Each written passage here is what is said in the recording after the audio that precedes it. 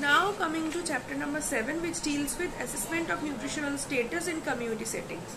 So there are two types by which two procedures of assessment. One is direct and one is indirect. In direct assessment, what we do is age specific mortality rates. So we count how many from which age is dying, of what reason. Then due to what is the cause of nutritional deficiencies, or what are the effects of nutrition in morbidity rates, is there any ecological factor. So these are the indirect methods. Now which is more important, that is direct method. So the direct method, first step is nutritional anthropometry, the second is clinical examination, the third is biochemical examination, and the fourth is dietary assessment. So what we'll go one by one. So what is nutritional anthropometry? See, anthropometry is basically measurements and weighing the person's weight, then skin fold thickness, mid upper arm circumference, measurements, all types of measurements. So we'll go one by one, but before that, what is anthropometry? Nutritional anthropometry is the measurement of human body at various ages and levels of nutritional status. Okay. The first thing which we measured is body weight, as we know. So we can determine the BMI by that. Also the height is required, so we measure the height and the weight, and we can measure the BMI from that, so that we can assess the person is undernourished or overnourished, or is getting the perfect amount of nutrition.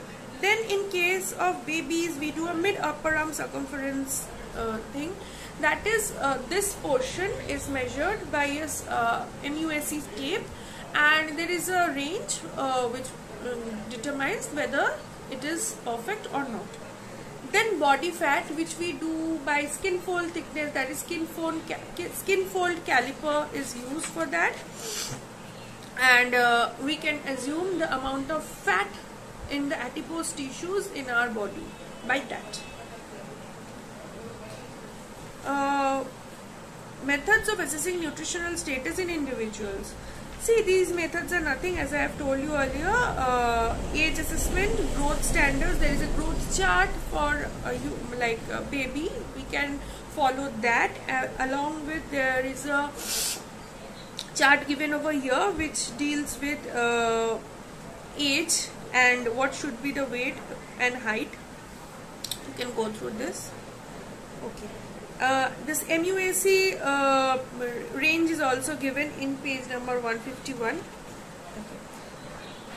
Now coming to BMI, there are three ways by which basically methods by which we can determine the BMI of, not the BMI basically, but the nutritional assessment of a child can be done. First is Gomez classification, the second is Indian Academy of Pediatric classification, and the third is standard deviation. So what is Gomez classification?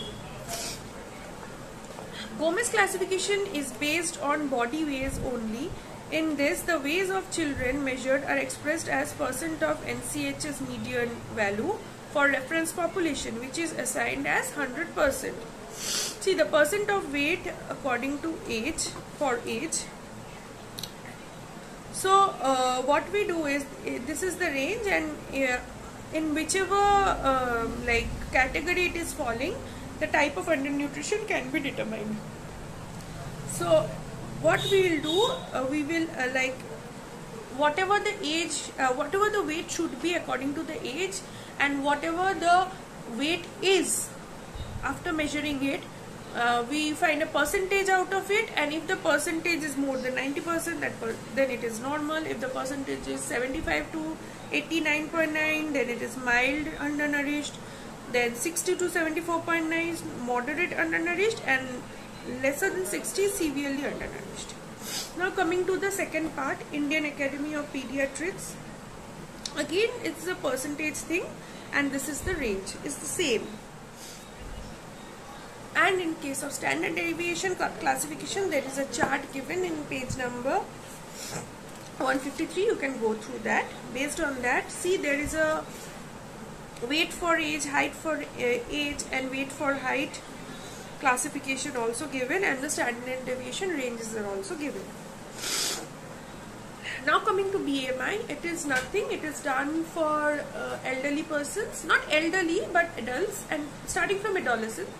So what should be the BMI? It is weight by height in meters square. Weight divided by height in meters square. And the range goes like this as given below. Basically this is a like older one. You can follow the newer one and you can search it from Google. The new range of BMI. Next we go to chapter number 8, that is assessment of nutritional status in community settings 2. So in the previous chapter we have done about the anthropometrical measurements. Now coming to clinical assessment. Those are nothing but the clinical signs and symptoms which we have to observe about a patient, and we can determine what is the cause of that, what are the deficiency factors, or what deficiency. We have to determine the specific nutrient which is deficient by the clinical signs and symptoms. Regarding that, the deficiency disorder, I have already said this in vitamins and minerals chapter in food science. You can go through that to know which nutrient causes what deficiency and what are the sources to prevent that.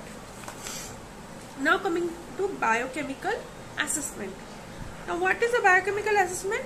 It is nothing but the blood test we do normally.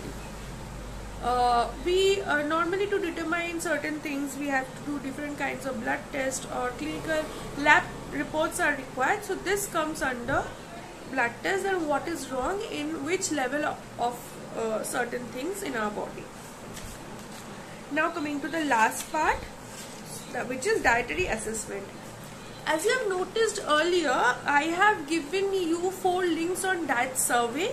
So that is basically diet survey or dietary assessment. That is the entire procedure, which is very important in our point of view.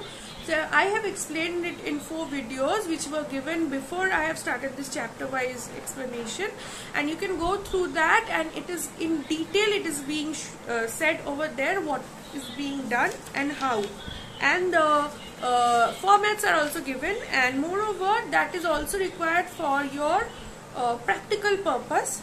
So you can go through that. I'll explain you again, of course, during your practicals, but go through that to understand that survey. One more thing which we need to do or we need to know is food balance sheet. So what is food balance sheet? The food balance sheet is a method of indirectly estimating the amounts of food consumed by a country's population at a certain time. Basically it is a data acquiring method, and in case of examination point of view, this definition is important. So we are done with chapter number 8.